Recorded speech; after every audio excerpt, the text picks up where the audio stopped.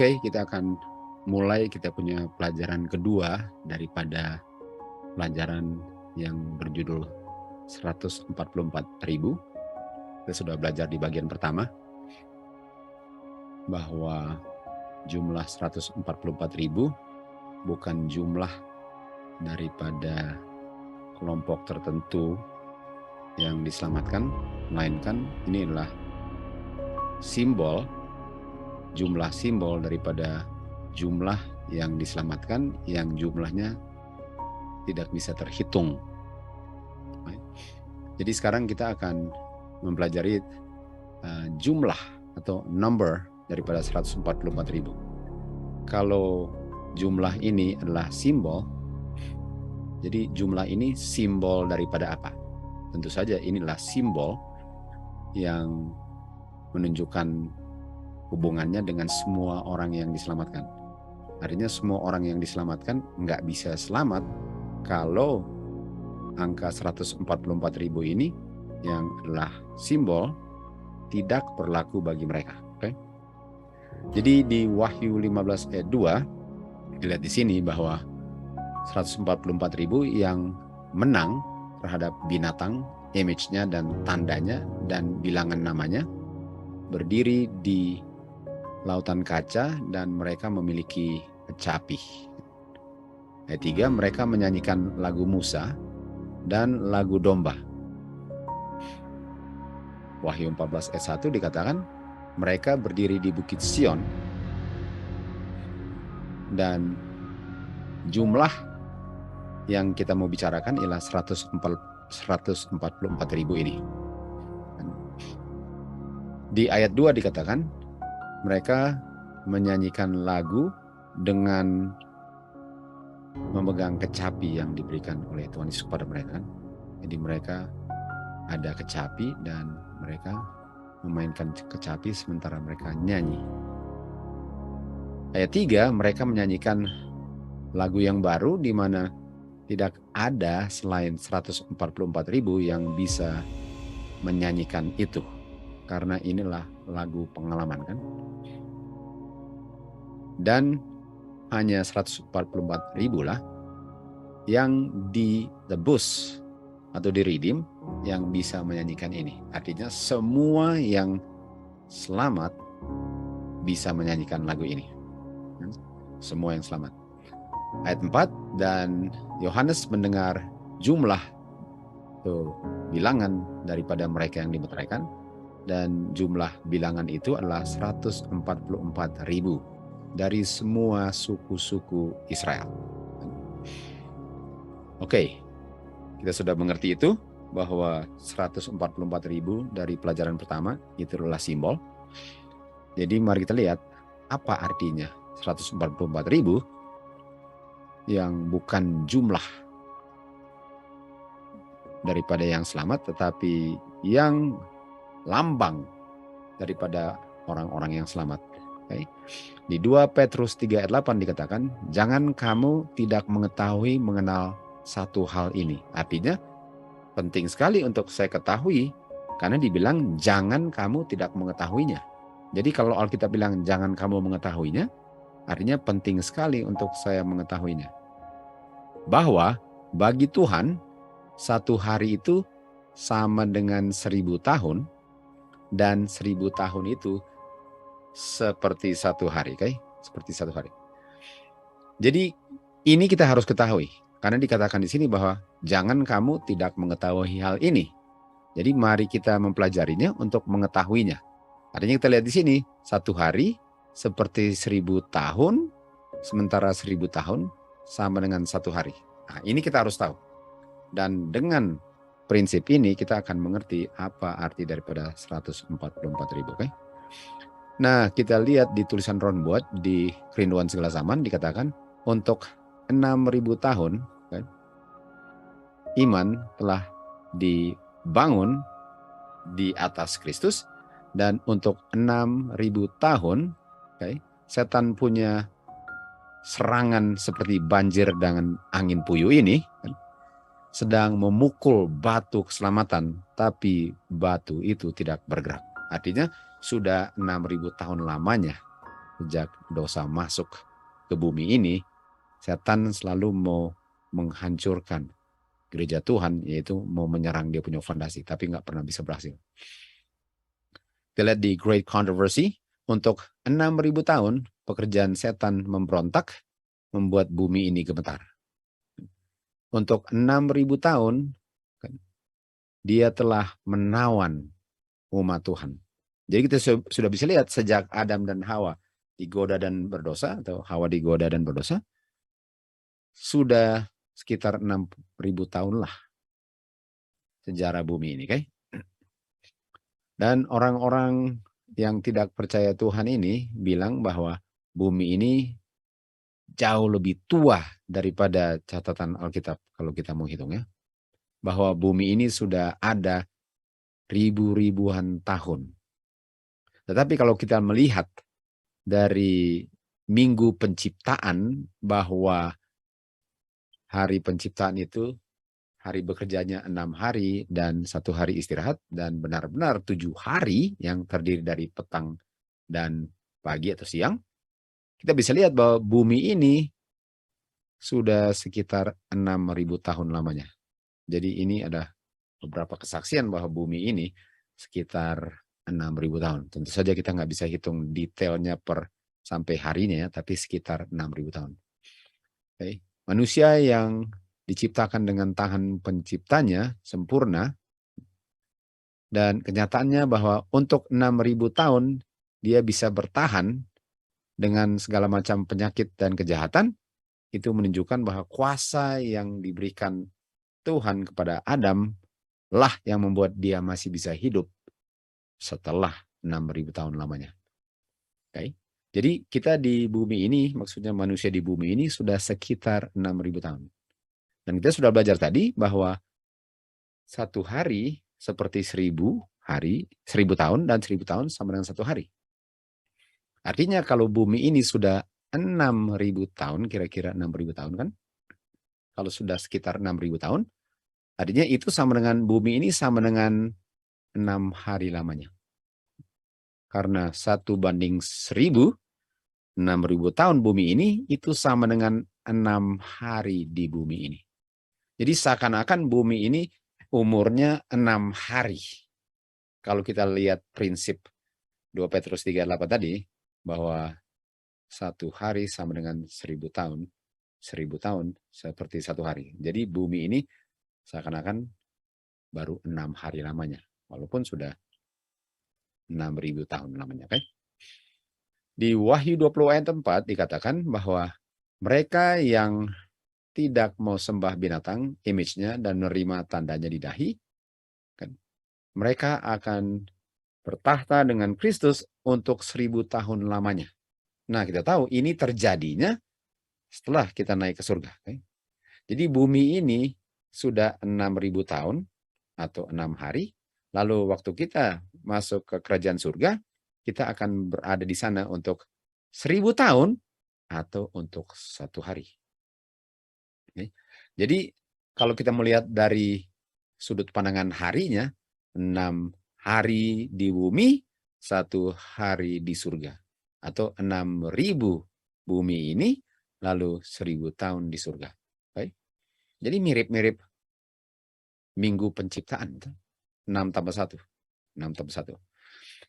Lalu di atas lautan kaca ini, di hadapan tahta, okay, kita melihat mereka yang sudah menang terhadap atau melawan binatang, image, dan tandanya. Mereka ini yang keluar dari masa kepicikan Yakub, kan, yang nggak pernah dialami siapa saja di semesta alam selain keluarganya Adam. Betul?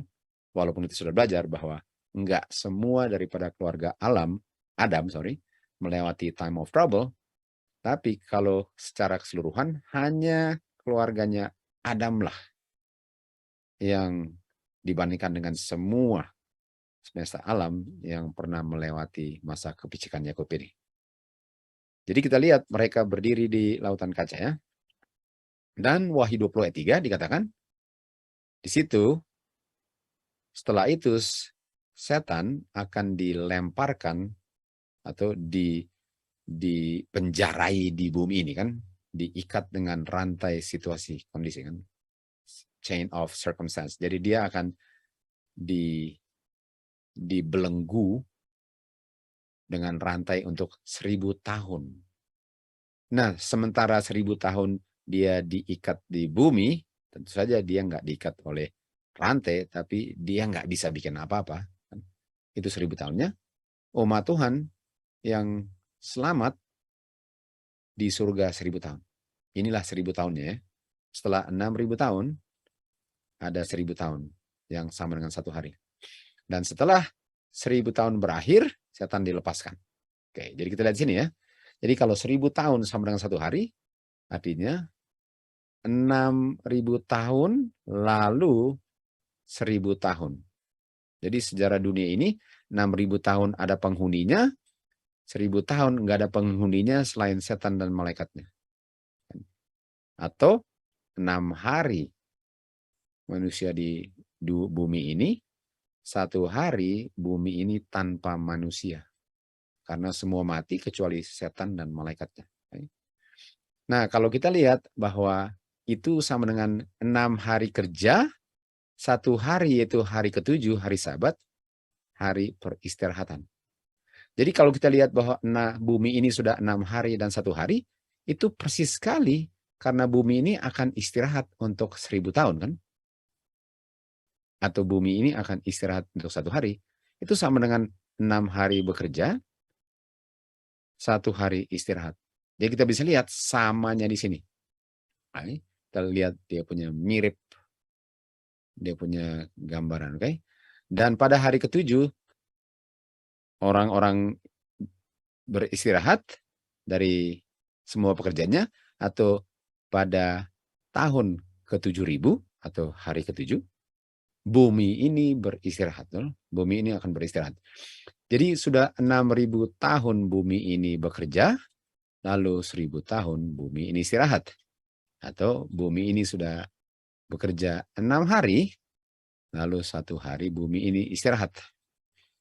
6000 tahun kerja sama dengan 6 hari kerja. 1000 tahun kerja sama dengan satu hari istirahat, yaitu hari ketujuh dari kerjanya.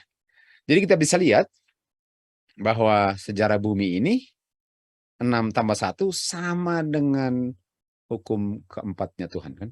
Hukum keempatnya Tuhan. Dan hari Sabat adalah tanda akan kuasa penciptaan Tuhan. Itulah kuasanya. Dan kuasanya, tanda daripada kuasa ini adalah hari Sabat. Artinya kuasa penciptaan Tuhan ini tandanya adalah satu hari istirahat atau 1000 tahun istirahat. Itu tandanya. Tandanya itu sama dengan satu hari, sama dengan 1000 tahun. Nah, ini. Jadi hari Sabat menunjukkan kepada pekerjaan penciptaan sebagai bukti kuasa penebusan. Kuasa penebusan. Artinya satu hari Sabat itu bukan hanya tanda kuasa penciptaan, tapi kuasa yang sanggup untuk menolong orang selamat dan dibebaskan dari dosa. Dan ini dibilang ini kuasanya Tuhan, bukan kuasanya manusia. Sebagaimana pekerjaan penciptaan itu kuasa Tuhan, kuasa penebusan pun kuasa Tuhan, bukan kuasanya manusia yang menciptakan atau menebus dirinya sendiri. Artinya hari Sabat itu adalah hari yang menunjukkan bahwa Tuhanlah yang bekerja menciptakan dan Tuhan jugalah yang bekerja untuk menyelamatkan.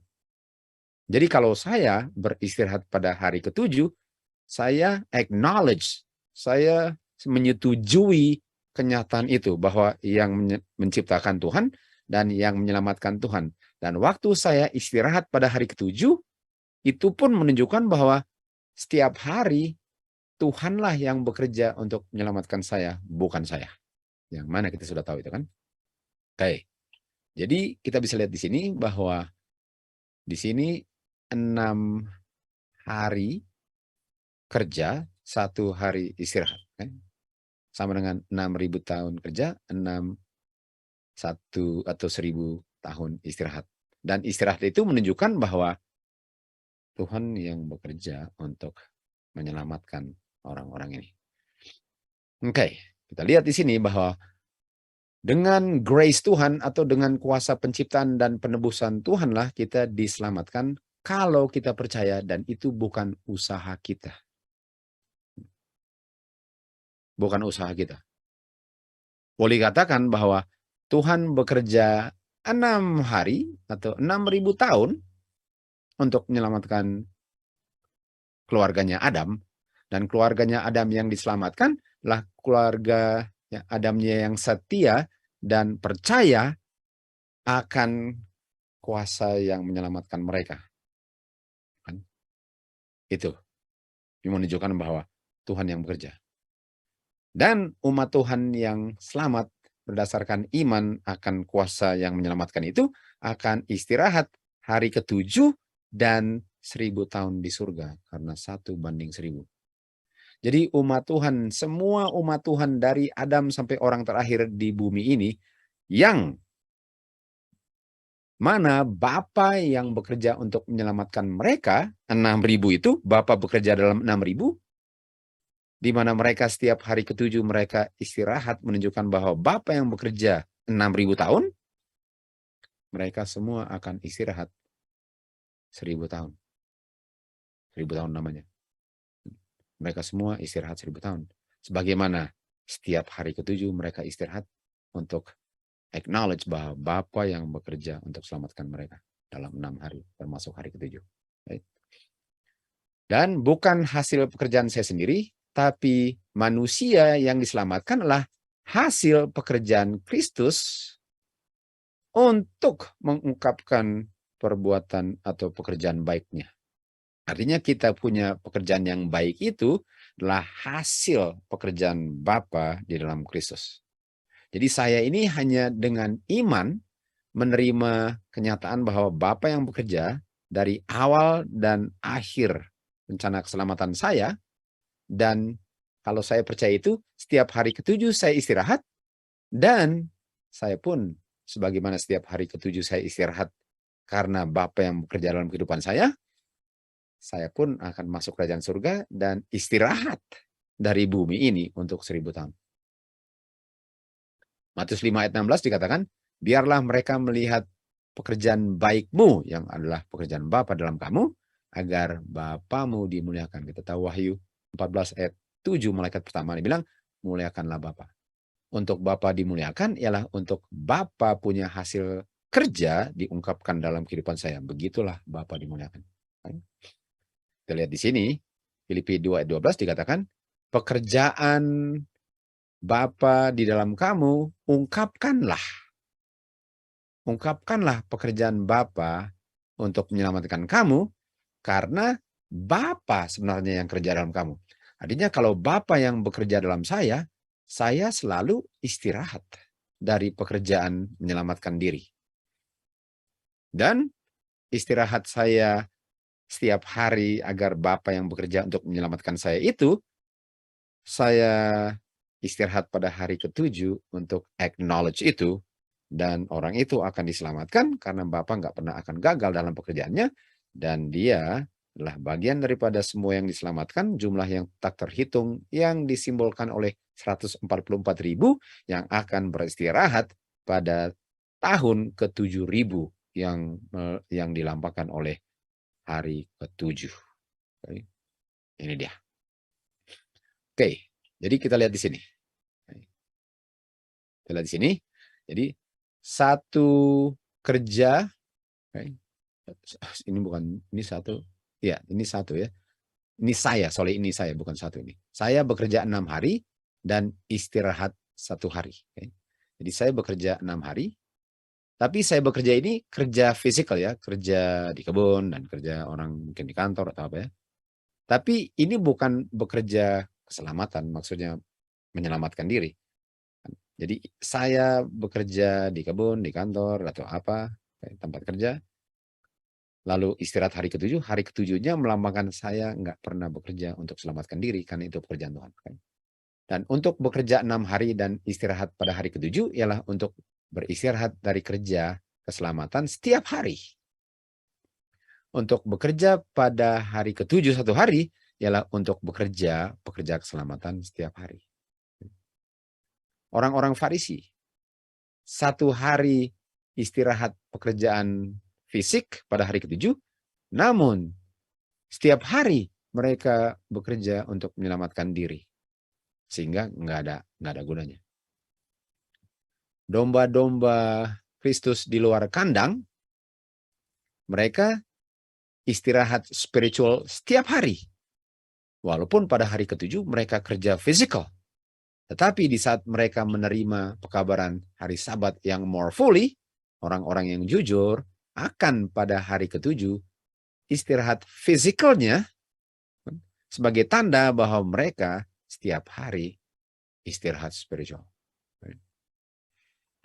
Gereja daripada firstborn yang namanya tercatat di surga, mereka kerja 6 hari di bumi ini dalam kehidupan mereka, dan physical rest dari kerja hari-harian pada hari ke-7. Dan mereka kerjanya 6 hari dan 1 hari 24 jam, dan kalau kerja 6 hari, 6 hari kali 24 jam per hari mereka kerja. Ini yang masuk kerajaan surga. Dan kalau 6 kali 24 jumlahnya berapa? 144. 6 kali 24 adalah 144. Satu hari sama dengan 1000 tahun, artinya 6000 tahun semua dalam jangka waktu 6000 tahun, semua yang selamat, semua yang dalam jangka waktu 6000 tahun yang selamat, kan?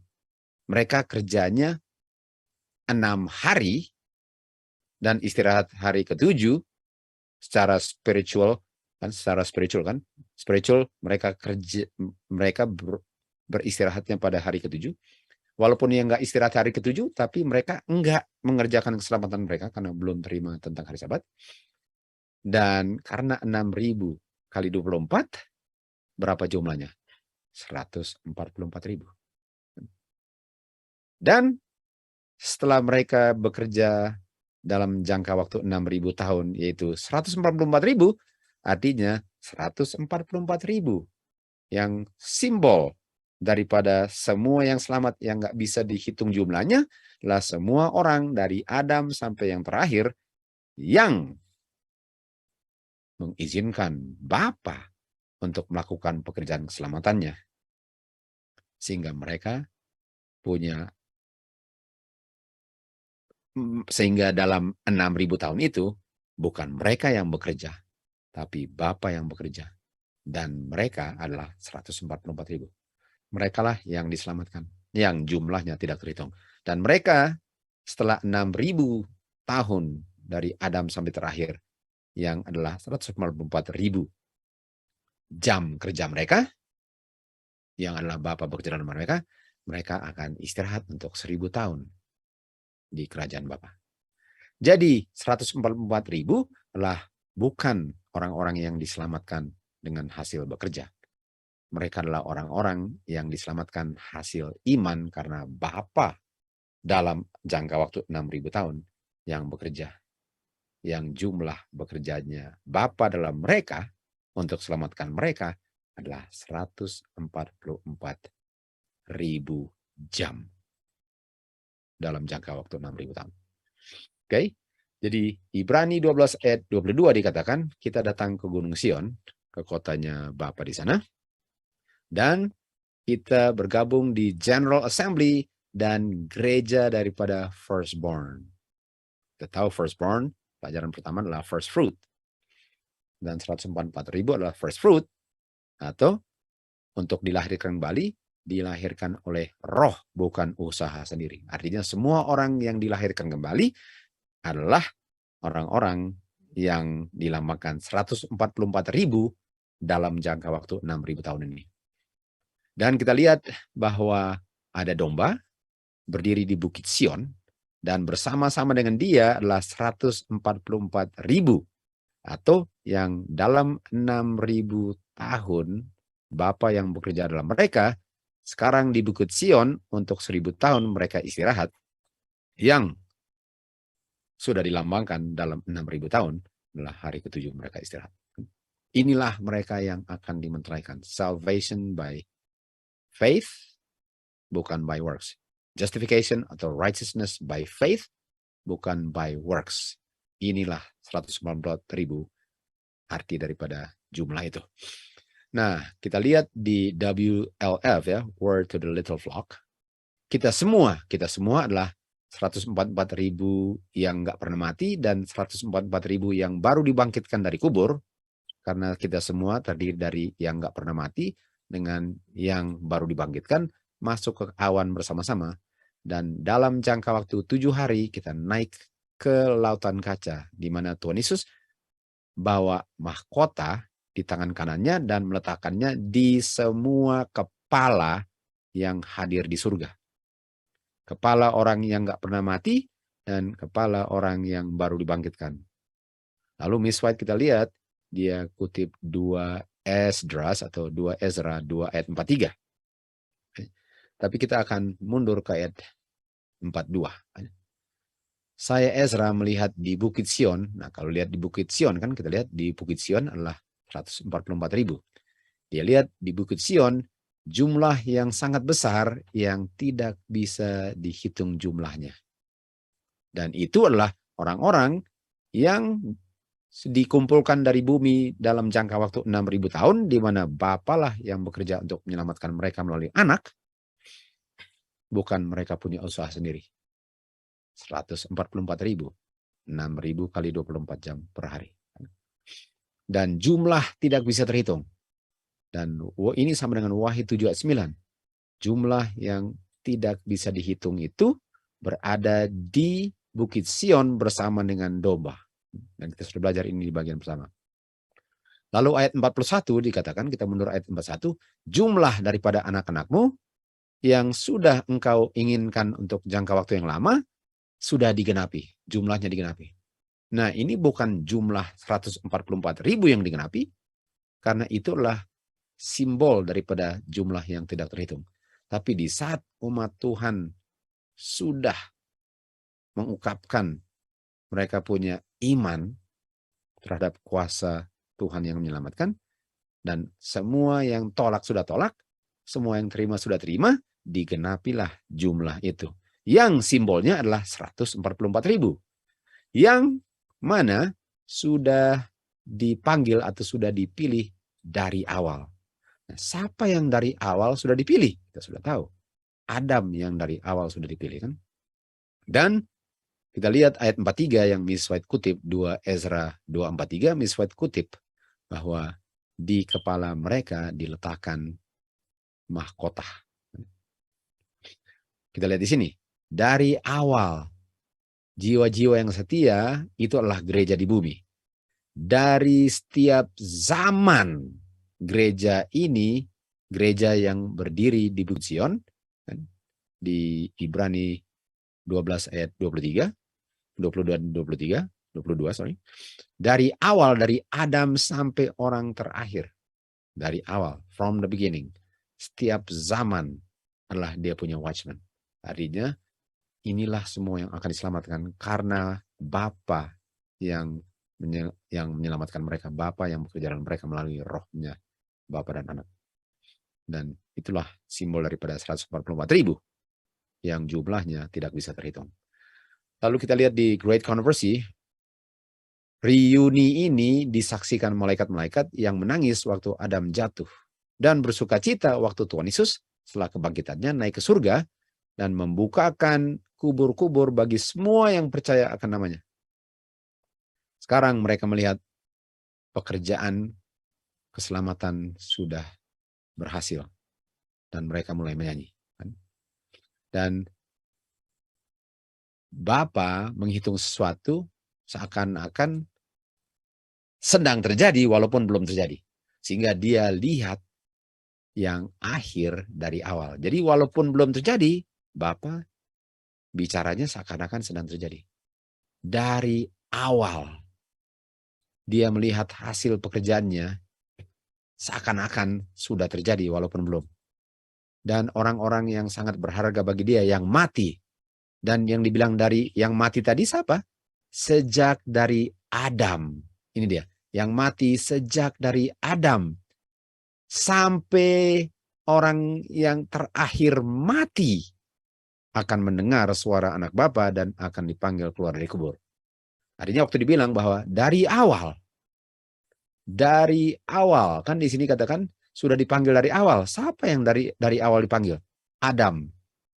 Dari setiap zaman sampai orang terakhir mati, ini 144 dari bagian yang mati ya, dari Adam sampai orang terakhir mati akan dibangkitkan semua.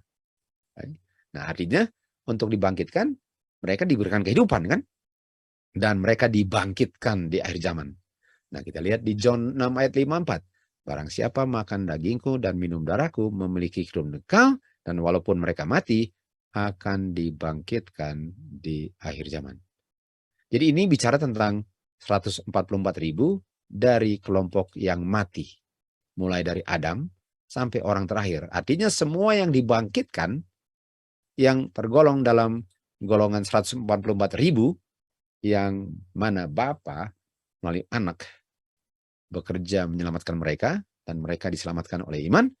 Mereka punya iman diungkapkan dalam makan dia punya flesh dengan minum darahnya. Dan flesh dengan darah, mereka punya iman diungkapkan dengan mereka meat dengan drink.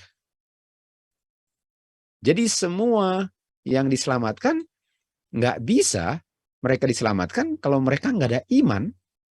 Karena kalau nggak ada iman, artinya mereka tidak tergolong dalam 144.000.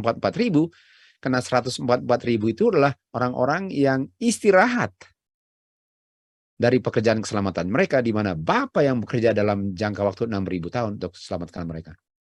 6.000 tahun kali 24, 144.000. Dan pengungkapan iman mereka dalam meat and drink. Dikatakan di sini 656, barang siapa yang makan dagingku dan minum darahku, aku berdiam dalam dia. Aku berdiam dalam dia. Oke, kita lihat di sini di Ulangan 61 dan 144.000 semua yang diselamatkan berdasarkan iman, bukan berdasarkan usaha sendiri, semua dimeteraikan. Kan? Semua dimeteraikan di dahi. Wahyu 14 ayat 1, Wahyu 7 ayat 4. Kan? Dan kita lihat bagaimana mereka bisa dimeteraikan di dahi.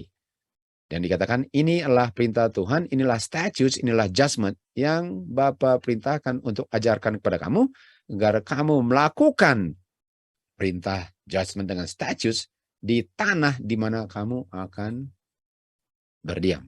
Dan kita tahu tanah berdiam ini bukan di bumi ini sebelum Tuhan datang, tapi di bumi ini setelah bumi ini diciptakan kembali. Di mana itulah kehidupan kekal. Artinya orang yang mau hidup selama-lamanya dengan Abraham dan keturunannya dari Adam dan semua betul, mereka harus memelihara hukum, statutes, judgment sebelum mereka diselamatkan.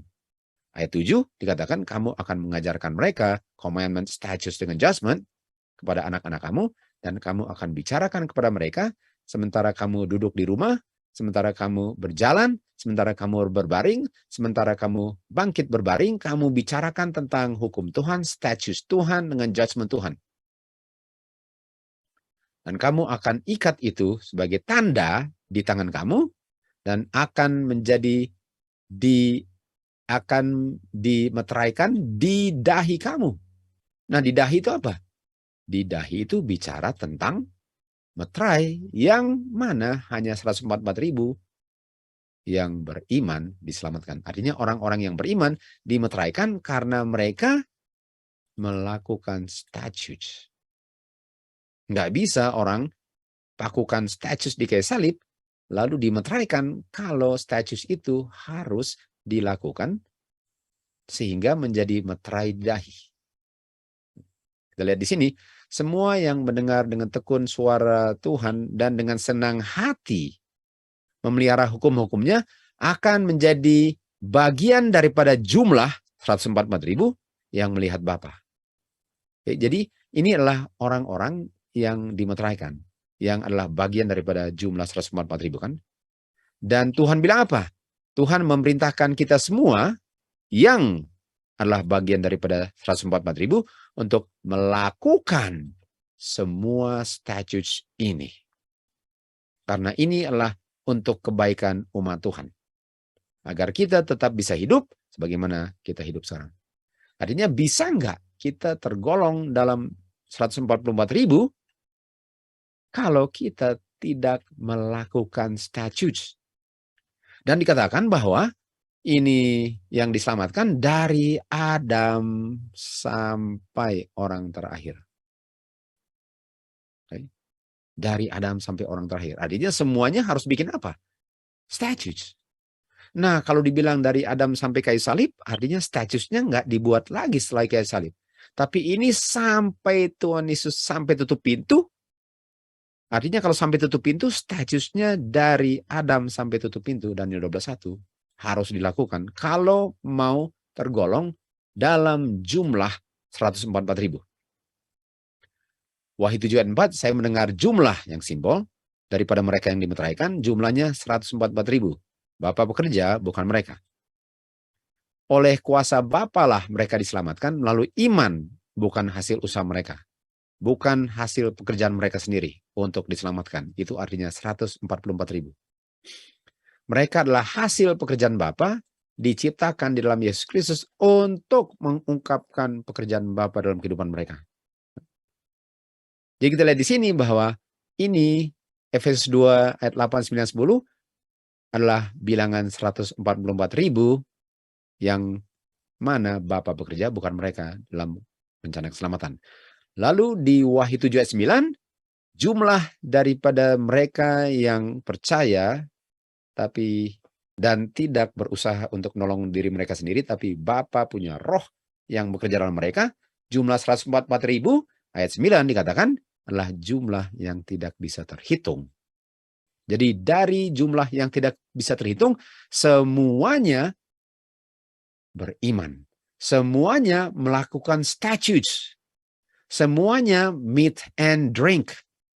Nggak ada yang memperlakukan itu dipakukan di kayu salib karena semuanya dimeteraikan. Dan untuk dimeteraikan harus pelihara semua statutes agar bisa dimeteraikan di dahi mereka. Dan bagaimana kalau orang yang tidak beriman? Wahyu 14 ayat 11. Mereka tidak ada rest.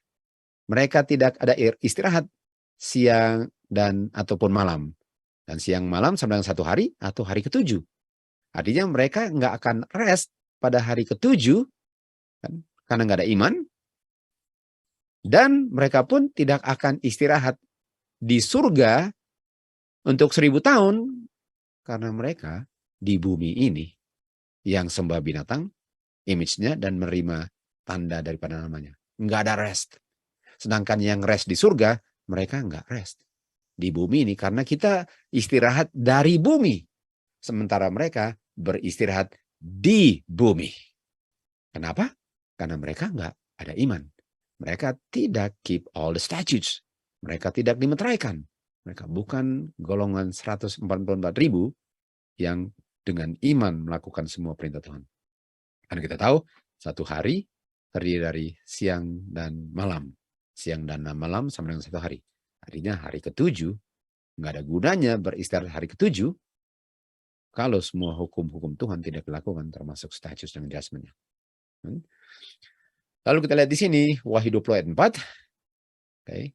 Orang-orang yang tidak menyembah binatang, tidak menerima image, tidak menerima tanda di dahi, di tangan, mereka hidup dan bertahan bersama Kristus untuk 1000 tahun. Ini istirahat.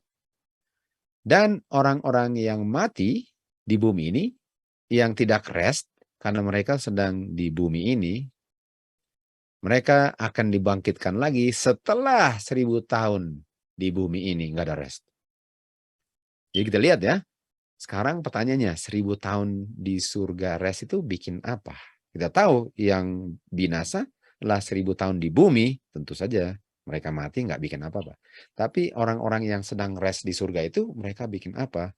1 hari atau 1000 tahun istirahatnya. Karena sudah Bapa bekerja dalam mereka untuk 144.000 jam. Okay? Wahyu 14:11 dikatakan, mereka nggak ada rest Dan mereka nggak ada restnya berapa? Mereka kerjanya berapa lama? 160.000 jam kerja. Atau 160 jam kerja. Karena itu 24 kali 7 atau 24 kali 7.000 kan. Sementara umat Tuhan yang rest apa? 144 jam. Sedangkan mereka nggak ada rest, artinya nggak ada 1 jam pun mereka istirahat dalam jangka waktu 6.000 tahun atau 6 hari di bumi ini. Baik. Dan inilah umat Tuhan yang memelihara hukum Tuhan. Dan kalau bilang memelihara hukum Tuhan, ialah mereka apa? Mereka memelihara hukum, statutes, judgment, testimony, law. Dan mereka ada apa? Iman. Iman, mereka percaya. Iman artinya saya percaya. Dan karena saya percaya, saya lakukan simbolnya. Sebagaimana 114 simbol. Makan dan minum pun simbol. Simbol iman. 144 itu simbol iman. Makan dan minum pun simbol iman. Sehingga 144.000 itu akan makan dan minum. Karena itulah yang disimbolkan oleh 144.000 yang dipercayakan. Jadi mereka beriman. Wahyu 14:13 dikatakan, saya mendengar suara dari surga berkata, diberkatilah orang yang mati. Mati artinya rest daripada dagingnya. Rest daripada keinginan dagingnya. Kan? Dan mereka istirahat. Nah, kalau mereka istirahat artinya istirahatnya 24.000 jam sama dengan 1.000 tahun atau 24 jam per minggu atau 24.000 jam per 7 tahun. Okay? Dari pekerjaan mereka. Dan pekerjaan mereka adalah pekerjaan Bapa selama 144.000 jam atau 20 atau 144 jam. Artinya mereka istirahat dari pekerjaan mereka atau mereka istirahat dari pekerjaan karena Bapalah yang bekerja untuk menghasilkan pekerjaannya. Jadi diberkatilah orang-orang yang istirahat dari pekerjaan keselamatan sehingga Bapalah dalam jangka waktu 144.000 bekerja untuk menyelamatkan dari Adam sampai orang terakhir untuk mengungkapkan pekerjaan baik mereka. Baik. Dan mari kita lihat apa ini 1.000 tahun. Di 2 Petrus 3 ayat 4 dikatakan, di mana janji akan kedatangannya. Mereka dalam mengatakan di mana janjinya, mereka nggak tahu. Mereka nggak tahu sesuatu. Di mana bumi ini dibinasakan dengan air bah dulu, dan semua binasa. Lalu itu akan terulang kembali. Lalu mereka bilang, dari dulu masih sama terus. Padahal enggak. Karena ada zamanannya Nuh, jadi nggak pernah sama-sama terus kan. Tapi mereka sudah tahu, sudah lupa itu. Lalu dikatakan mereka ini sedang di reserve atau disimpan untuk dibakar di hari penghakiman. Orang-orang yang tidak percaya. Jadi orang-orang yang tidak percaya adalah orang-orang yang tidak rest dari Bapa bekerja dalam mereka selama 144.000 tahun kan, atau jam dalam jangka waktu 6.000 tahun. Mereka akan dibinasakan atau mereka akan dihakimi. Jadi mereka dihakimi baru dibinasakan. Okay. Lalu ayat 3, ayat 8. Setelah dibilang itu, dia bilang apa? Jangan kamu tidak tahu akan satu hal ini, bahwa 1 hari sama dengan 1.000 tahun, 1.000 tahun sama dengan 1 hari. Jadi setelah dibilang bahwa orang-orang ini yang akan dihakimi, lalu dibilang 1 hari 1.000 tahun, 1.000 tahun 1 hari. Oke, mari kita lihat. Apa itu hari penghakiman? Kapan mereka akan dihakimi? Wahyu 11 ayat 18 dikatakan bahwa bangsa akan marah, murka Tuhan akan tiba, dan waktu orang mati akan dihakimi. Dan kita lihat di sini bahwa bangsa marah, murka Tuhan, orang mati dihakimi adalah terpisah dan beda satu dengan lain. Dan urutannya sebagaimana yang dibaca. Artinya urutannya adalah bangsa marah, murka Tuhan, orang mati dihakimi. Lalu kita lihat terus bahwa sekarang bangsa sedang marah. Kita tahu kita sedang hidup di bangsa marah kan. Lalu waktu Michael stand up, Daniel 12:1 tutup pintu, laknat Tuhan atau time of trouble atau murka Tuhan. Dan setelah 7 last plague, kita tahu Tuhan Yesus datang, umat Tuhan naik ke surga untuk 1000 tahun. Apa yang terjadi di situ? Orang jahat punya buku akan dibuka. Dan membandingkan perbuatan mereka dengan buku statutes. Firman Tuhan. Apakah mereka memang harusnya enggak perlu dibinasakan atau masuk? Atau mereka masuk? Dan dikatakan bahwa berdasarkan firman Tuhan, berdasarkan buku statutes, nampaknya mereka melanggar.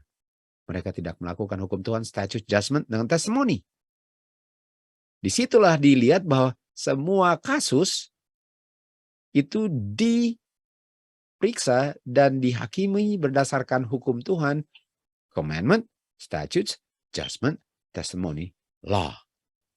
Itu semualah yang menentukan orang selamat atau tidak. Dan umat Tuhan yang selamat, dalam jangka waktu itu mereka akan lihat bahwa Tuhan itu adil.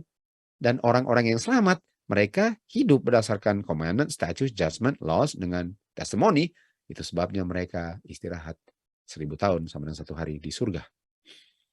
Kan? Dan setan pun dan malaikatnya akan dihakimi oleh Tuhan Yesus dan umat Tuhan. Dan setelah penghakiman orang jahat selesai, karena mereka tidak melakukan the law, testimony, statute, judgment, akhir daripada 1000 tahun. Dan oleh sebab itu, Tuhan Yesus dengan umat Tuhan tinggalkan surga, turun ke bumi.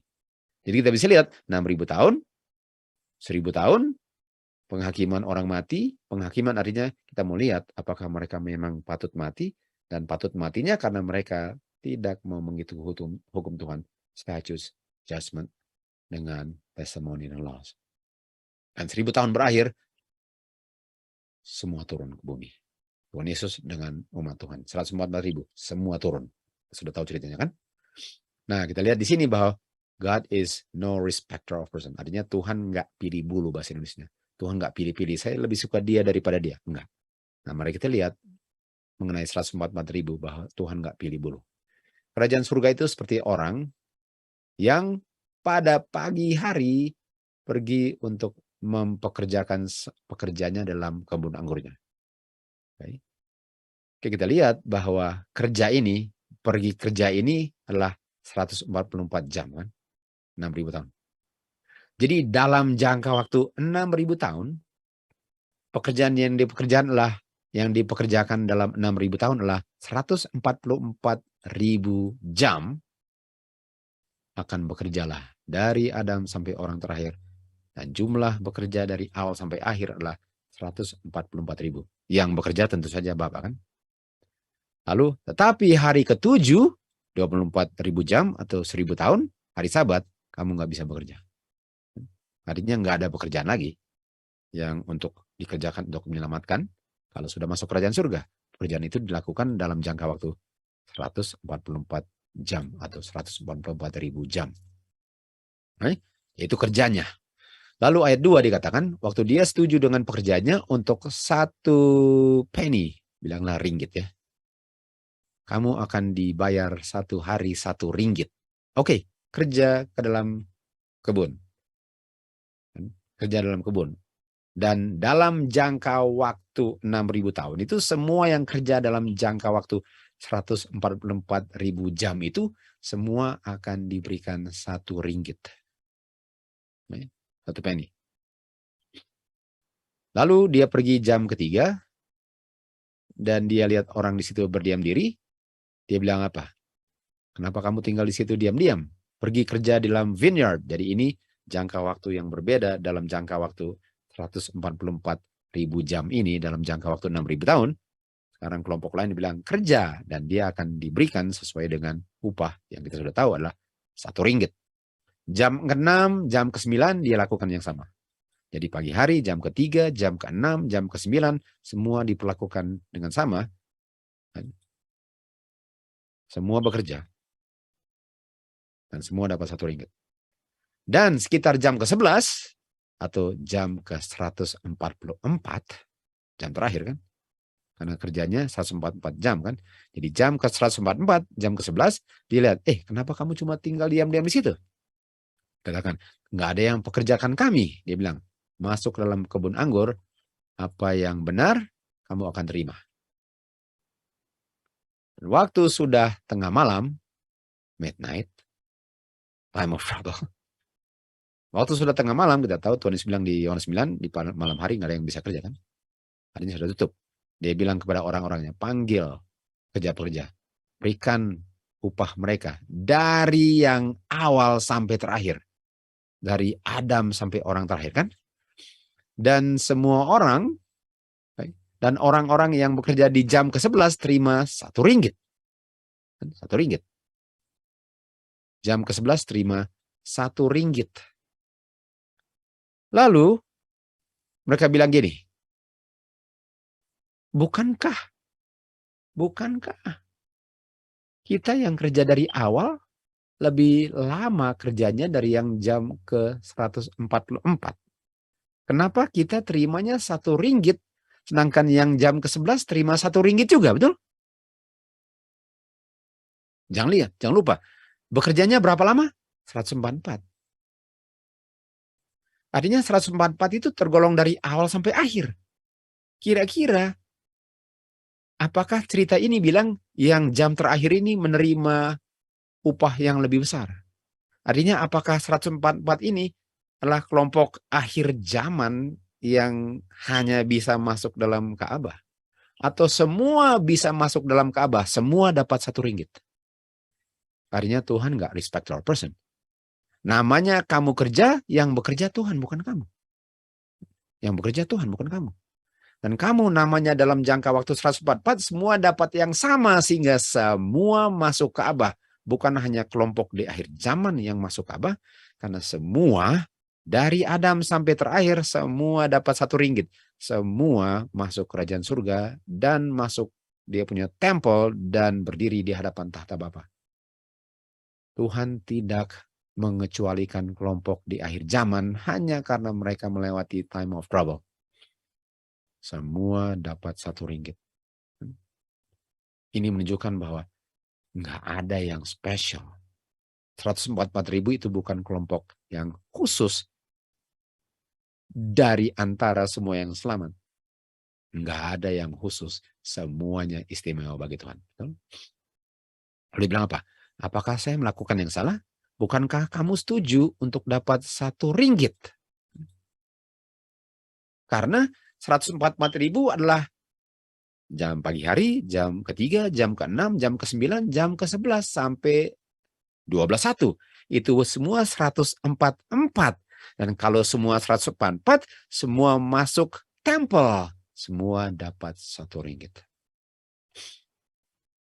Bapak juga ada agen-agennya antara orang-orang di bangsa ini. Musuh bekerja untuk menghalang-halang pekerjaan Tuhan di akhir zaman. Tapi orang-orang di statesman ini ya, DPR, MPR, kalau di sini di Congress, Senate, gubernur, pokoknya pekerja-pekerja, orang-orang yang berada dalam lingkaran politik ini, ada orang-orang yang takut akan Tuhan dan malaikat Tuhan mempengaruhi mereka punya cara untuk membuat undang-undang atau membela undang-undang. Dan demikianlah kelompok yang kecil ini di pemerintahan kita ini yang menahan 4 mata angin. Dan di saat amaran terakhir malaikat ketiga diberikan, mereka akan mendengar dan mereka akan bilang apa? Ini yang benar. Mereka akan bergabung dengan umat Tuhan, orang-orang di pemerintahan ini, dan akan berdiri bersama umat Tuhan selama time of trouble. Kalau selama time of trouble artinya sampai Tuhan datang. Mereka mati enggak? Enggak. Mereka jam keberapa? Kelas berat jam ke-11. Dan apakah mereka termasuk dalam kelompok 144? Iya, karena mereka bekerja sebelum matahari terbenam. Namanya bekerja sebelum matahari terbenam masih masuk dalam jangka waktu 6.000 tahun atau 144.000 jam. Mereka pun menjadi 144.000. golongan daripada jumlah yang tidak bisa terhitung jumlahnya. Dimeteraikan. Dan ada orang-orang yang sedang menahan 4 mata angin. Sehingga umat Tuhan bisa dengan tanpa terhalang mengabarkan pekabaran mereka ketika. Mereka ini yang mengikuti domba kemana dia pergi, mereka diangkat dari bumi tanpa mengalami kematian. Kita tahu inilah bagian daripada keluarga Adam ya. Bukan hanya mereka 144.000, mereka adalah buah-buah sulung. Mereka yang keluar daripada Great Tribulation. Okay. Lihat ini. Kalau mereka keluar dari Great Tribulation, artinya ini statesman ini yang keluar dari Great Tribulation. Maksudnya bukan cuma mereka, tapi bersama-sama umat Tuhan yang mengabarkannya. Jadi ini statesman ini akan keluar dari Great Tribulation dan mereka akan berdiri di tahta Bapa dan menyembah dia di dalam dia punya temple. Ini statesman. Mereka jam keberapa? Jam ke-11. Apakah mereka 144.000? Iya. Karena 144.000 itu dalam jangka waktu 6.000 tahun sebelum tutup pintu, namanya kamu setia di situ, kamu 144.000, dapat 1 ringgit semuanya. Lalu sementara kita sudah memasuk temple, Tuhan Yesus angkat tangannya dan bilang apa? Hanya 144.000 yang masuk ke sini. Hanya yang dalam 6 hari atau 6.000 tahun Bapa bekerja dalam mereka, jumlahnya 144.000, dan beristirahat pada hari ke-7 karena Bapa bekerja 144.000 jam yang bisa masuk ke temple, termasuk yang baru keluar dari tribulation, termasuk orang-orang jam ke-11 yang terima pekabaran malaikat ketiga, yang sebelum itu menahan 4 mata angin. Semuanya masuk ke dalam temple of God. Apa temple of God? Tidakkah kamu mengetahui bahwa kamu adalah temple of God? Dan kamu temple of God dengan catatan roh Bapa berdiam dalam kamu. Temple of God itu adalah tubuhnya. Dan kita tahu di dalam tubuh Tuhan Yesus, Wahyu Yohanes 14 ayat 10, berdiam rohnya Bapa. Artinya, kalau rohnya Bapa berdiam dalam saya tubuhnya. Karena di dalam tubuh Tuhan Yesus berdiam roh Bapa. Dan dikatakan, dia adalah kepala daripada tubuh, tubuhnya adalah gereja. Artinya the temple of God adalah gerejanya Kristus. Jadi kalau orang-orang ini masuk temple of God, mereka church of the firstborn. Apakah semua church of the firstborn, tapi cuma orang-orang yang di akhir zaman yang terima pekabaran di jam ke-11 yang bisa masuk ke temple of God? Kalau temple of God itu adalah gereja, dan semua yang masuk ke surga adalah gerejanya Kristus. Temple of God adalah gereja. Ini dikatakan di Ibrani 12, Gunung Sion 144 berdiri di situ. Dan Gunung Sion itu apa? Gereja firstborn. Artinya semua yang gereja firstborn, first fruit, adalah gereja, dan gereja adalah temple, sehingga semua boleh masuk ke temple di surga karena semua adalah temple, karena semua memiliki roh Bapa dan Anak dalam tubuh mereka. Semua bisa masuk, enggak cuma kelompok tertentu. Kecuali orang dilahirkan ya, ini firstborn, kecuali orang dilahirkan oleh roh, artinya orang yang lahir kembali adalah orang yang di dalam tubuhnya memiliki roh, itulah gereja. Tidakkah kamu mengetahui bahwa kamu adalah temple dan roh Bapa berdiam dalam kamu? Nah, mari lihat Kejadian 27. Waktu Adam diciptakan, rohnya Bapa di dalam Anak berdiam dalam Adam. Artinya Adam adalah gerejanya Kristus yang pertama. Dan tadi dikatakan bahwa jumlah 144.000 diambil dari awal. Siapa awalnya gerejanya? Adam.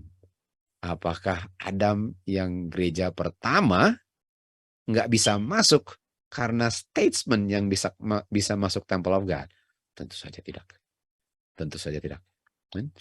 Bapa menciptakan manusia dalam image-nya, yang diciptakan pria dan wanita. Lalu Bapa bilang kepada mereka, kan Adam, have dominion. Okay? Have dominion artinya berkuasalah di atas bumi ini. Have dominion. Okay? Jadi Adam memiliki dominion terhadap bumi ini dan segala isinya. Ini kan have dominion. Hey.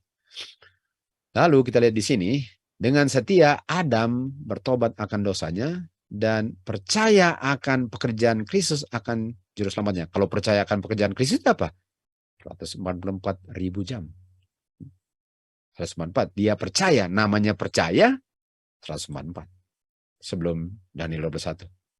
Lalu Adam mati dengan pengharapan kebangkitan. Apa pengharapannya?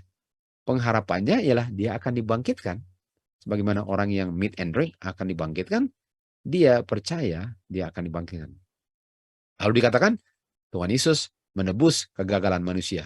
Sekarang melalui pekerjaan atonement, Adam dikembalikan ke dalam dia punya dominion yang awal. Ini gereja Kristus. Nah, kalau Adam dikembalikan ke dominion pertama, semua keluarganya pun harus dikembalikan ke dominionnya Adam. Dari awal sampai terakhir. Karena suami adalah kepala istri, Kristus adalah kepala gereja, yaitu tubuhnya. Artinya, Kristus tubuhnya Bapa. Sehingga Kristus ada rohnya Bapa. Tapi Kristus adalah kepala gerejanya. Sehingga tubuhnya Kristus memiliki rohnya. Sekarang, waktu semua masuk tempel, waktu bilang semua masuk tempel, semua yang mengizinkan rohnya untuk bekerja dalam jangka waktu 144.000 jam, semua masuk, harus semua. Kenapa? Karena Bapa, Anak, dan anak-anaknya. Karena kalau ada yang di luar, artinya mereka bukan anak-anaknya Bapa. Mereka nggak memiliki rohnya Bapa.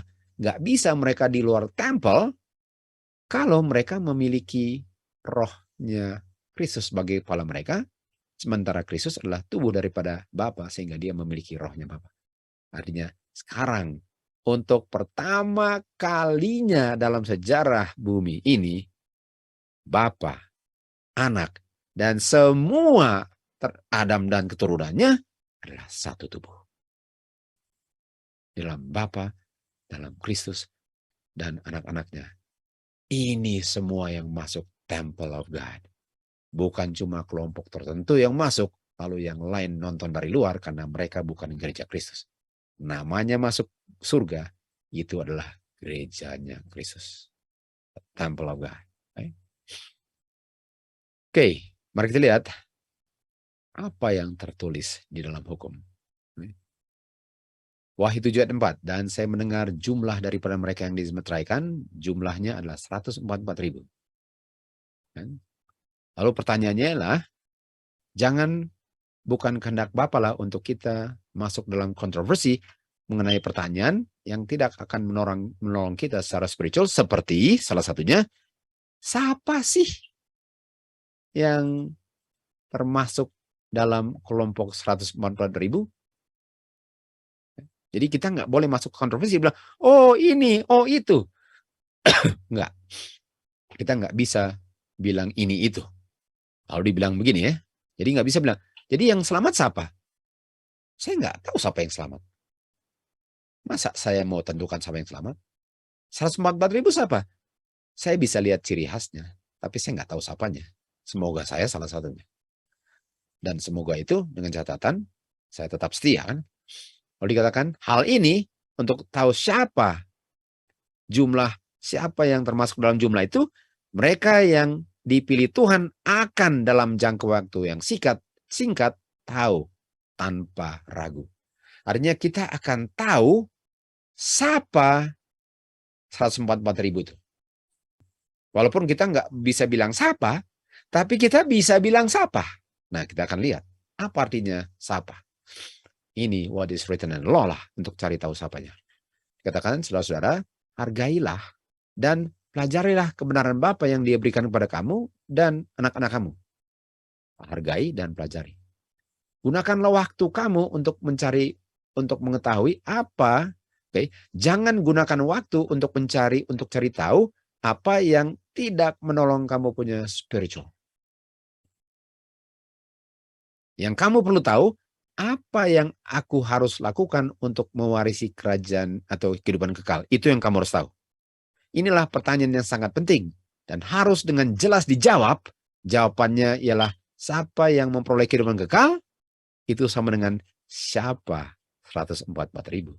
Karena 144.000 menerima kehidupan kekal. Artinya kalau saya mau tahu siapa sih 144.000, tanya, kamu ngerti nggak waktu baca hukum?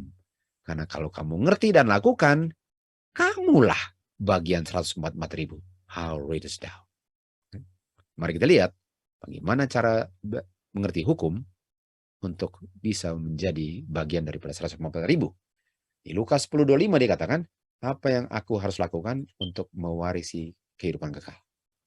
Lalu Tuhan Yesus jawab, apa yang tertulis dalam hukum? Lalu orang ini jawab kembali, engkau harus mengasihi the Lord thy God dengan segenap hatimu, jiwamu, tenagamu, pikiranmu, sebagaimana mengasihi sesama. Tuhan Yesus bilang apa? Kamu jawab dengan benar. Lakukanlah dan kamu akan memiliki kehidupan kekal. Kamu akan menjadi bagian daripada 144.000.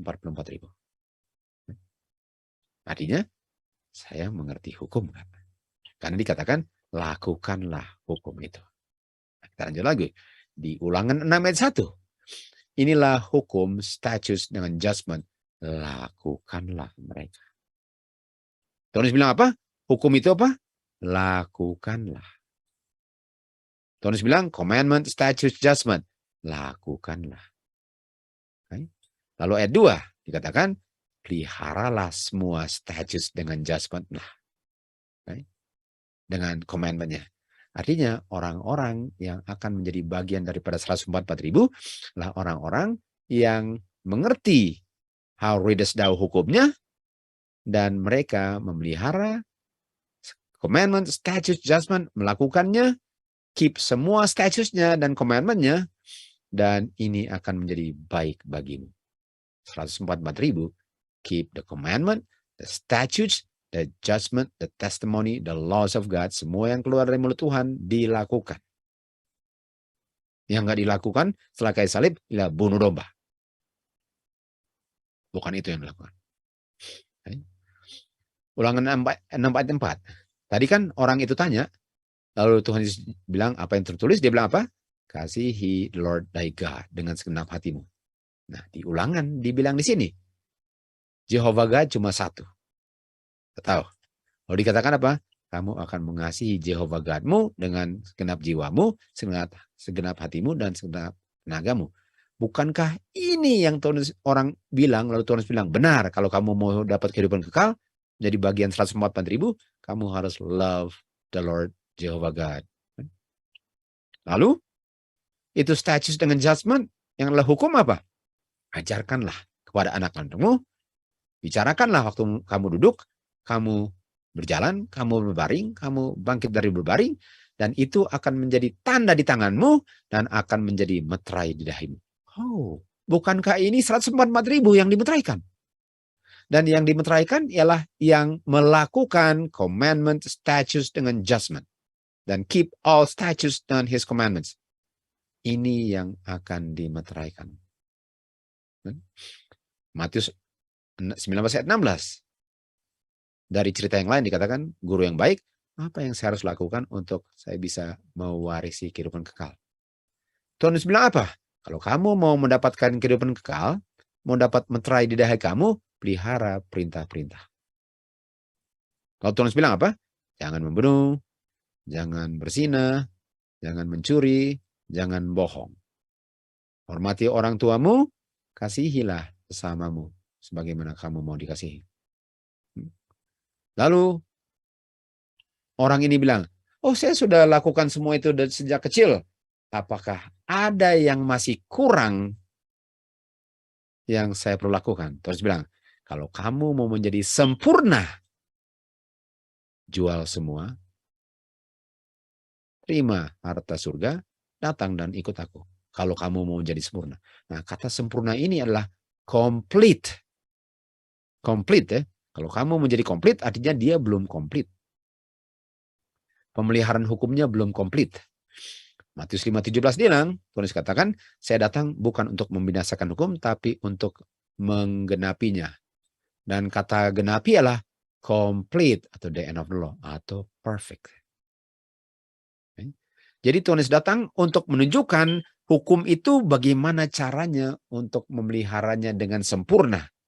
Karena semua orang berdosa sehingga hukum itu dilakukan dengan tidak sempurna. Sehingga sementara mereka pikir mereka menurut hukum, mereka sedang melanggar. Hanya Tuhan Yesuslah patokan sempurna komplit hukum itu dengan sepenuhnya dipelihara. Barulah kamu akan masuk kerajaan surga. Karena komplit dan perfect. Dan sampai langit lewat pun nggak ada satu jot atau tedol akan ditiadakan hukum Tuhan. Lalu Matius 5:19 dikatakan, barang siapa yang melanggar dan mengajarkan orang untuk melanggar akan menjadi terakhir. Terakhir masuk pun tidak kerajaan surga. Lalu ayat 20 Tuhan Yesus bilang, ini bagaimana untuk hukum itu sempurna. Dan Tuhan Yesus bilang apa?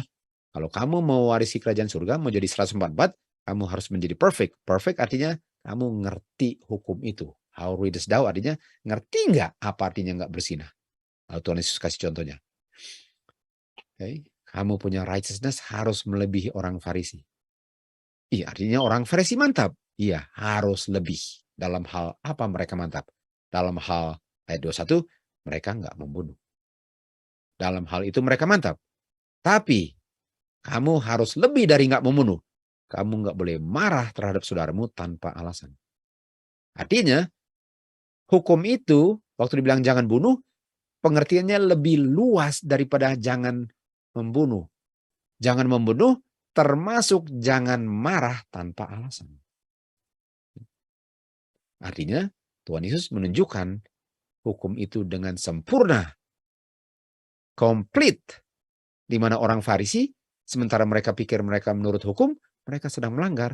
Karena walaupun mereka enggak membunuh, mereka sedang benci orang lain. Makanya mereka berdosa. Lalu ayat 27, 10 hukum bilang jangan berzina. Orang Farisi enggak berzina. Tapi kamu jangan seperti orang Farisi, hanya enggak berzina dalam versi orang Farisi. Tapi kamu jangan melihat wanita dan menginginkannya, karena dengan kamu lakukan itu, kamu sudah berzina dalam hati kamu. Ini komplit.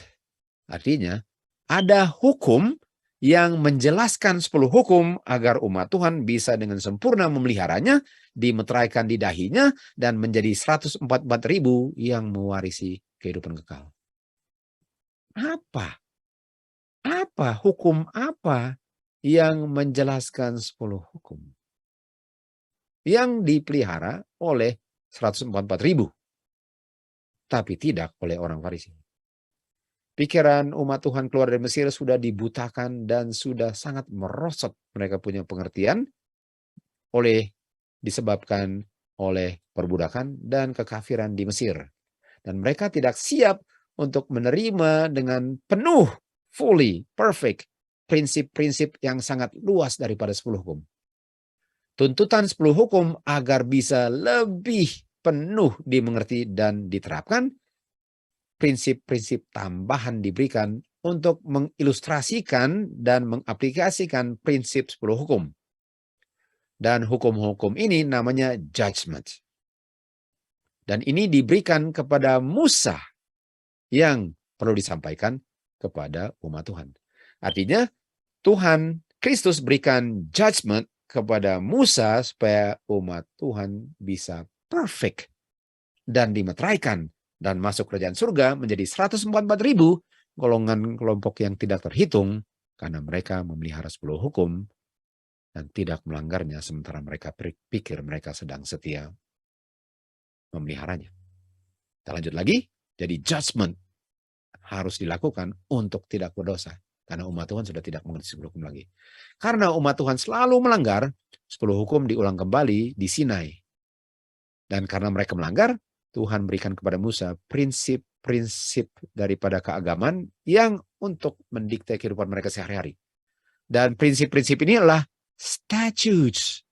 Jadi Tuhan berikan kepada Musa statutes dengan judgment agar umat Tuhan bisa dengan perfect, dengan complete, dengan fulfill. Mereka fulfill 10 hukum. Karena hanya yang melakukan 10 hukum dengan perfect, Tuhan Yesus bilang, yang akan menjadi bagian daripada 144.000. Artinya kalau saya melanggar, saya bekerja untuk menurut. Kalau saya izinkan roh Tuhan untuk menjelaskan itu dan roh Tuhan yang bekerja, saya izinkan Tuhan dalam jangka waktu dunia ini 144.000 jam untuk bekerja sehingga saya akan menjadi bagian daripada 144.000. Dan status ini bukan bayang-bayang di mana bayang-bayang berakhir di kayu salib. Status dengan judgment berlaku selama-lamanya. Bukan bayang-bayang. Artinya, kalau bukan bayang-bayang, sejak dosa masuk dan sampai selama-lamanya, prinsipnya masih berlaku karena prinsip inilah yang menolong umat Tuhan sempurna dalam pemeliharaan 10 hukum. Dan dia berlaku selama-lamanya. Dan status dengan judgment ini diberikan untuk menjelaskan 10 hukum agar umat Tuhan tidak melanggar 10 hukum. Apa salah satu daripada status yang diberikan supaya umat Tuhan tidak melanggar 10 hukum? Umat Tuhan diingatkan pentingnya hari Sabat. Supaya hari Sabat, hukum keempat, tanda kuasa Tuhan yang bekerja tidak dilanggar, feast tahunan ditetapkan di mana umat Tuhan berkumpul. Dan ini diberikan untuk kebaikan umat Israel. Jadi kita lihat bahwa feast adalah bagian daripada statutes dan adalah judgment. Itulah yang harus dipelihara kalau mau menjadi 144.000 di mana Tuhan yang bekerja melalui kebenaran yang saya ketahui. Tapi kalau saya melanggar, artinya saya berdosa. Upah dosa kerja saya adalah maut, bukan kehidupan. Kalau kamu mau hidup, keep the commandment, the statutes, and the judgment. Artinya, kalau keep statutes dengan judgment, make sure kamu rayakan feast. Orang-orang di hari zaman kayaknya alergi banget kalau dengar feast. Artinya mereka alergi banget dengan hukum Tuhan. Artinya mereka alergi banget untuk menjadi bagian daripada 144.000. Karena nggak belajar, cuma dengar orang-orang, umat Tuhan banyak akan binasa. Padahal sangat jelas di Alkitab dan Roh Nubuat. Nggak usah orang lain yang terjemahkan. Baca sendiri dengan pengetahuan yang kita mengerti, yang diberikan Roh Kudus. Semua yang mau melakukan kehendak Bapa akan tahu apakah doktrin itu benar. Hukum-hukum ini, statute judgment, dicatat oleh Musa. Dan bersama-sama dengan 10 hukum, diberikannya untuk mengilustrasikan 10 hukum, supaya jangan dilanggar, dan syarat untuk masuk kerajaan surga dan tinggal di bumi selama-lamanya, ialah untuk memelihara commandment, statutes, dan judgment. Dikatakan, hari ke-7 adalah hari istirahat. Hari ke-7, hari istirahat. Ini di Keluaran 23 setelah Keluaran 20. Jadi setelah Tuhan berikan 10 hukum di Keluaran 20, Keluaran 23, dia berikan Sabbath, yearly feast. Yearly feast kan. Jadi setelah diberikan 10 hukum yang mereka langgar, Tuhan Kristus melalui Musa berikan kepada umat Israel feast, yearly feast. Dan ini diberikan untuk mengilustrasikan 10 hukum agar bisa mereka tinggal dalam tanah perjanjian selama-lamanya. Lalu diberikan hari ke-7 kamu istirahat. Dan lalu bilang jangan kamu menyembah gods yang lain atau menyebut namanya, menyebut artinya menghidupkan dia punya karakter ya. Nggak boleh keluar dari mulut kamu gods yang lain. Lalu dikatakan apa? 3 kali setahun kamu akan ke Yerusalem untuk pelihara feast. Feast Unleavened Bread itu bulan pertama, yaitu Passover, Wave Sheaf, Unleavened. Lalu Feast of Harvest, Pentecost. Lalu Feast in Gathering, Feast of Trumpet, Day of Atonement, yang sedikit lagi kita akan rayakan.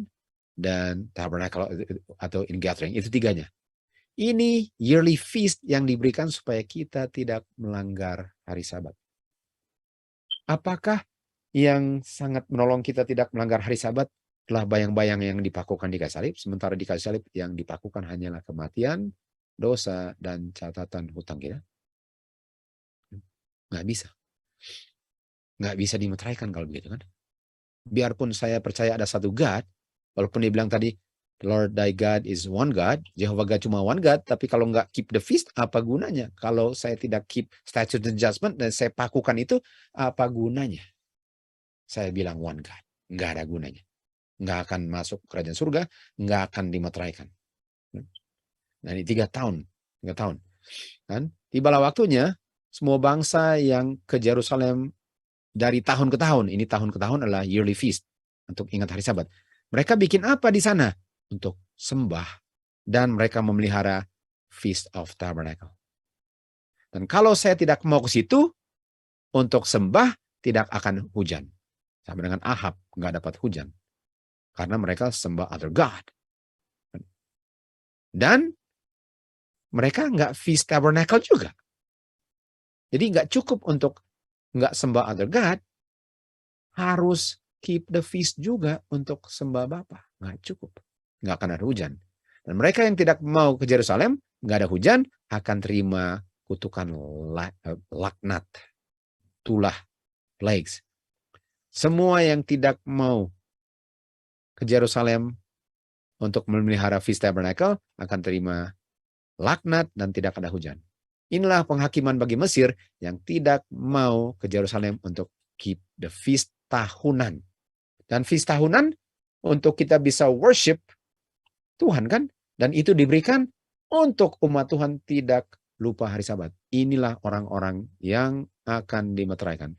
Dan mereka lah yang lambangnya 144, karena mereka tidak bekerja untuk menyelamatkan diri mereka, karena roh Tuhan lah. Semua perintah Tuhan dilakukan, sehingga itu hasil pekerjaan roh Tuhan. Tapi kalau saya mau selamat, sementara saya tidak mau melakukan perintahnya, saya bekerja. Bukan roh Tuhan yang bekerja untuk menyelamatkan. Tidak ada rest. No rest, day nor night. Tidak ada rest bagi orang yang tidak mau melakukan perintah Tuhan, yang bukan main indahnya, tidak ada jeleknya. Matius 5:48 dikatakan, jadilah kamu sempurna, sebagaimana Bapa pun sempurna. Jadi, sebagaimana Bapa sempurna, kamu pun kalau mau sempurna dalam kamu punya lingkaran pagar, lakukanlah semua hukum Tuhan. How readest thou? Keep the commandment, keep all the statutes, and the judgment. Itulah bagaimana kamu sempurnanya. Karena dibilang, bagaimana caranya untuk saya mewarisi kerajaan Bapa atau mewarisi kehidupan kekal? Tuhan bilang apa? Kamu kekurangan satu. Kalau mau sempurna, kamu keep the commandment, statutes, dengan judgment. Inilah yang dilakukan oleh 144.000. Kan? Tuhan katakan kan, kalau kamu mau sempurna, kalau kamu mau komplit, kalau kamu mau benar-benar tidak melanggar hukum Tuhan, kamu harus tahu prinsip-prinsip hukum Tuhan, lalu statutes judgment, barulah kamu tidak akan berdosa. Di saat karakter Kristus dengan sempurna dihasilkan dalam gerejanya, bisa nggak gerejanya dengan sempurna reflect karakternya kalau mereka nggak keep the statutes and judgment? Nggak bisa. Barulah dia akan datang untuk menembus mereka. Hukum Tuhan adalah pengungkapan karakternya. Hukum Bapa diungkapkan dalam hukum Bapa mengungkapkan karakter Bapa secara tertulis. Jadi karakter Bapa itu apa? Hukum Tuhan. Di saat hukum Tuhan dituruti dengan sempurna, dan karena hukum Tuhan itu mengungkapkan karakter, artinya di saat karakter Kristus, di saat hukum Bapa didapat di dahi mereka dengan sempurna, baru Tuhan datang. Dan apa karakter? Karakter adalah nama. Karakter adalah nama. Artinya di saat mereka punya hukum atau karakter atau nama berdasarkan commandment, statute, dan judgment dipelihara dengan sempurna, 144.000 namanya Bapa di mana? Di dahi. Dan mereka memperoleh apa? warisan. Bukankah tadi orang itu bilang, apa yang harus saya lakukan untuk mewarisi kehidupan kekal? Jawabannya apa? Kamu harus tercatat nama Bapa, dan nama Bapa itu di dahi, dan nama Bapa adalah karakter, dan karakter itu hukum Tuhan, dan hukum Tuhan adalah commandment, statutes, dan judgment. Baru kamu mewarisi, dan kamu adalah 144.000. Yang nama Bapa, karakter Bapa, hukum Bapa tertulis di dahi kamu. Bisa nggak jadi golongan ini kalau lalai dalam hukum Tuhan? Tolak feast. Nggak mau lakukan feast. Bilang suruh dibakukan. Alkitab, Roh Nubuat tidak mengajarkan demikian. Hanya yang bijaksana akan mengerti. Right? Pada saat ini 144.000 dimeteraikan dan perfectly. Ini kata perfect. Dengan sempurna mereka bersatu. Di dahi mereka tertulis nama Bapa, Yerusalem baru, dengan nama Tuhan Yesus yang baru. Di tempat yang kudus ini dengan sukacita, orang-orang jahat marah dan mau membunuh umat Tuhan. Dan pada saat itu, kita akan merentangkan tangan kita di dalam nama Tuhan, dan orang jahat akan jatuh ke bumi. Demikianlah gereja setan mengetahui bahwa Bapa mengasihi kita, di mana kita mencuci kaki satu dengan yang lain. Dan mereka sekarang menyembah umat Tuhan di kaki mereka. Ini waktu umat Tuhan sudah perfectly united dengan hukum Tuhan. Jadi kita lihat bahwa mereka worship di kaki umat Tuhan. Synagogue of Satan, kita sudah belajar itu. Dengan segera kita melihat di sebelah timur awan kecil sebesar tangan. Dan kita tahu itulah tanda Tuhan Yesus datang. Dan kita melihat awan itu tambah lama tambah besar, tambah bersinar dengan tambah mulia sampai menjadi awan yang putih. Di bawahnya seperti ada api dan rainbow. Rainbow itu adalah pelangi. Dan di sekitar dia punya awan adalah 10.000-ribuan malaikat menyanyi lagu yang sangat indah. Dan duduk di atasnya adalah Tuhan Yesus. Di kepalanya mahkota. Warna rambut Tuhan Yesus putih dan bergelombang sampai di dia punya pundak, rambut panjang. Kakinya seperti api. Tangan kanannya adalah sabit. Tangan kanannya sabit. Di tangan kirinya trompet perak. Matanya seperti api. Dan matanya, kita tahu mata sama dengan roh kan. Tuhan Yesus omnipresent melalui rohnya, bisa lihat di mana-mana kan. Nggak bisa kamu lari. Dia mencari anak-anaknya di bumi ini. Dan semua pucat. Semua yang tolak Tuhan sekarang di dalam kegelapan. Mereka berseru, siapa yang sanggup berdiri? Siapa yang jubahnya tak bercacat? Kita tahu 144 dimeteraikan nggak ada cacat kan? 5 Matius 2:14. Malaikat berhenti menyanyi dan tiba-tiba terjadi satu kebungkaman. Lalu Tuhan Yesus berbicara, siapa yang tangannya bersih dan hatinya murni sanggup berdiri. Kuasaku bukan kuasamu, cukup untuk kamu. Artinya dia bilang, siapa yang sanggup berdiri? Siapa yang sanggup berdiri di hadapanku? Mereka yang mengizinkan aku dalam 6.000 tahun bekerja selama 144.000 jam lah yang sanggup berdiri. Karena aku punya grace yang selamatkan kamu. Hanya 144.000 yang sanggup berdiri. Tapi 144.000 ini cuma bagian yang hidup. Artinya yang mati harus dibangkitkan. Segera Tuhan Yesus melihat kubur daripada orang-orang yang tidur. Dia bilang, bangun, bangun, bangun. Lalu terjadi gempa bumi.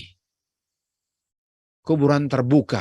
Orang-orang yang mati sekarang dijubahi dengan jubah immortality, nggak bisa mati. Dan 144.000 bilang, haleluya. Mereka melihat bahwa teman-teman mereka yang sudah terpisah oleh kematian sekarang di saat yang sama dirubahkan dan diangkat ke awan-awan untuk bertemu dengan juru selamat di awan-awan. Kita semua masuk ke dalam awan bersama-sama. 7 hari kita naik ke lautan kaca. Lalu Tuhan Yesus bawa mahkota di tangan kanan dan meletakkannya di kita punya kepala semua. Ini di Esra 2:43. Dia memberikan kecapi emas dan dengan daun palem kemenangan. Siapa yang terima? Wahyu 7 ayat 9. Jumlah yang tidak terhitung. Di lautan kaca 144.000 stood perfect square. Ingat kata perfect? Sekarang petak. Square apa? Okay. Mari kita kembali lagi. Jadi perfect itu sempurna. Kita tahu sempurna itu berdasarkan 10 hukum kan. Dan dia punya statute judgment. Apa artinya square? Nah ini kalau bahasa Inggris kita kenal ya bahasa Inggrisnya. Bahasa Inggris square artinya apa? Square artinya orang itu nggak bohong. Dia jujur. Nggak bias. Itu artinya square. Be square. Be square artinya jangan kamu bohong. Artinya perfectly square. Dan yang hanya berdiri adalah yang tangan bersih dan hati murni. Hati, dahi, tangan. Kita tahu kan? Tangan 10 hukum, hati, dahi. Ditulis di tangan dan di dahi 144.000 kan? Nama Bapa. Artinya mereka punya pekerjaan bersih karena Bapa yang bekerja. Hati mereka bersih karena hukum Tuhan dicatat di dahi. Tangan dengan dahi.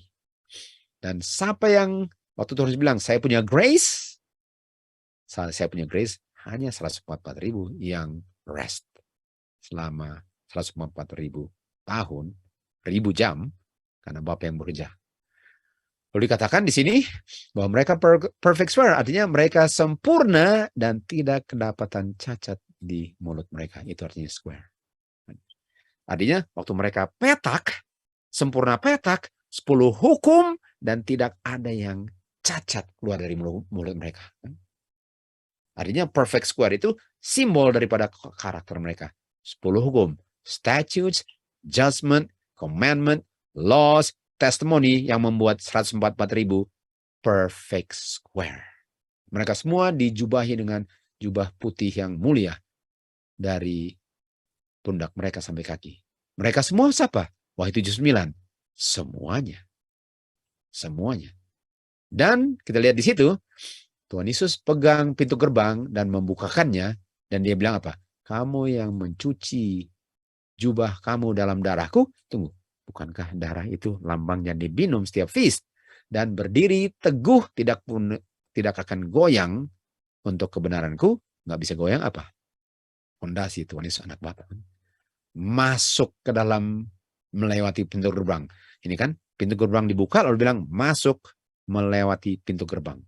Dan waktu masuk melewati pintu gerbang, kita lihat pohon kehidupan dan tahta Bapa.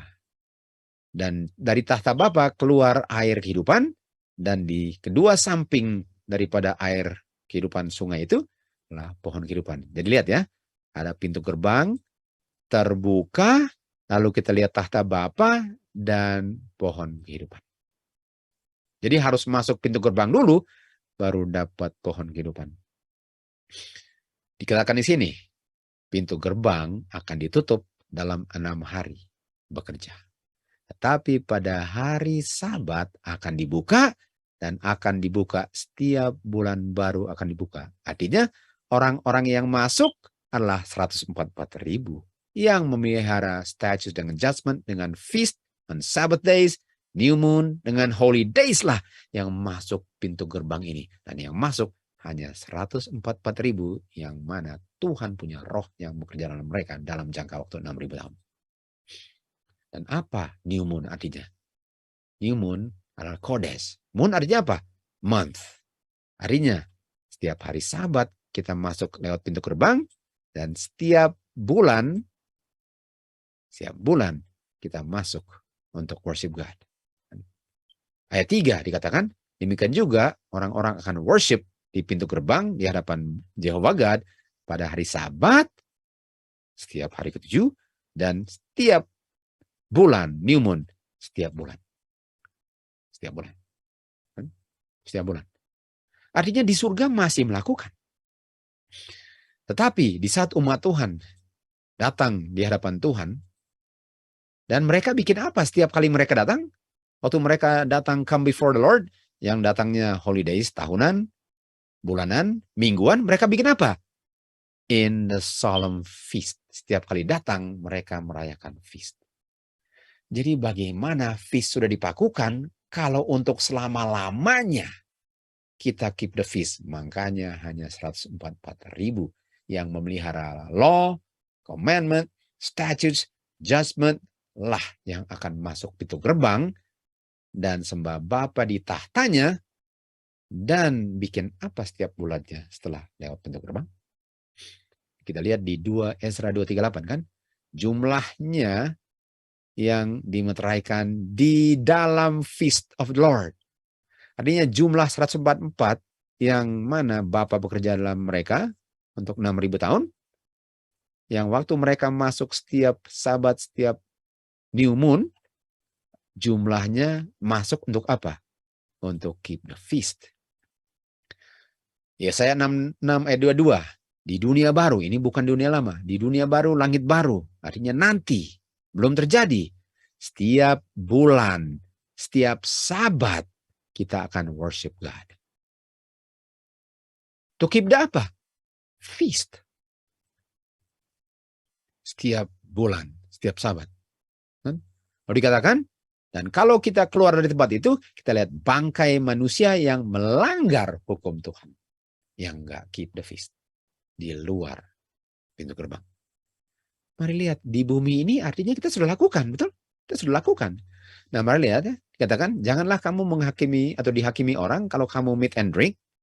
Setiap tahunan punya, setiap bulanan punya, dan setiap hari sabat punya, setiap hari ke-7. Jangan kamu dihakimi untuk datang dan tidak bawa domba. Sementara ada orang yang bilang bahwa ini sudah dipakukan di kayu salib. Inilah bayang-bayang. Kita lihat ya. Ini bayang-bayang, betul. Tapi ini bayang-bayang yang belum digenapi. Jadi which are, yang adalah shadow dari yang belum terjadi. Artinya kita bisa lihat new moon, Sabbath belum terjadi karena nanti di surga akan dilakukan lagi.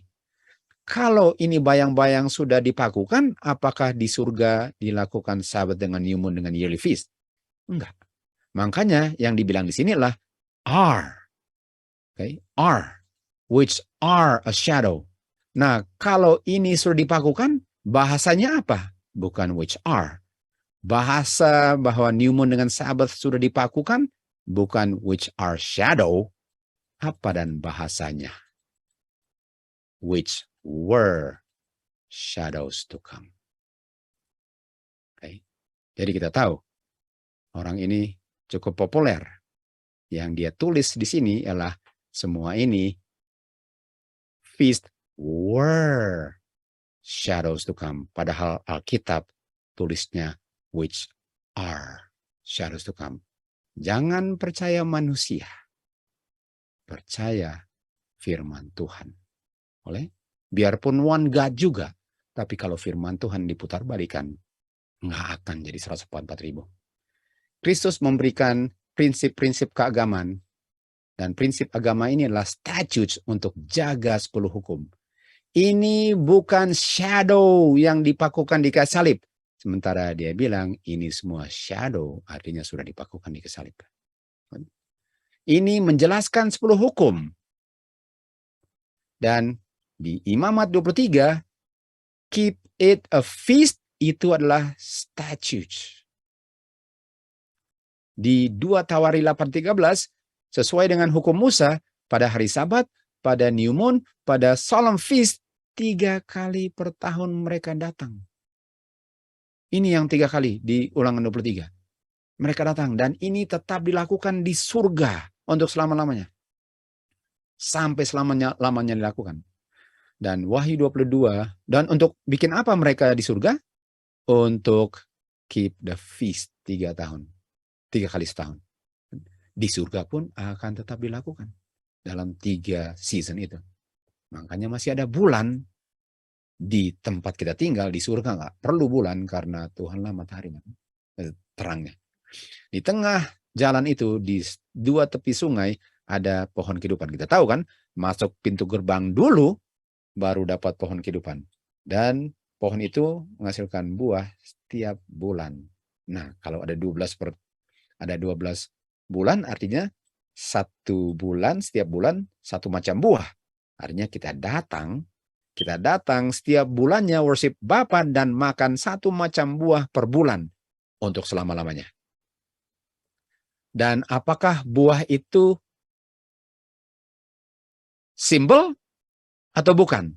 Di surga, kalau itu bulanan sudah dipakukan, lihat di sini. Pohon kehidupan adalah simbol atau type, bayang-bayang daripada sumber kehidupan yang tidak ada akhirnya. Artinya di surga, ini masih simbol. Simbol masih dilakukan untuk selama-lamanya. Sementara tadi diajarkan bahwa simbol sudah berakhir. Namanya simbol berakhir di kayu salib. Kita benar-benar harus bersandar kepada firman Tuhan. Jangan lihat manusia, jangan lihat populernya. Kita punya keselamatan, kita bertanggung jawab untuk mempelajarinya dan mengetahuinya dari firman Tuhan. Dan juru selamat membawa Adam ke pohon kehidupan. Nah, kalau ini bukan simbol, artinya nggak perlu dimakan.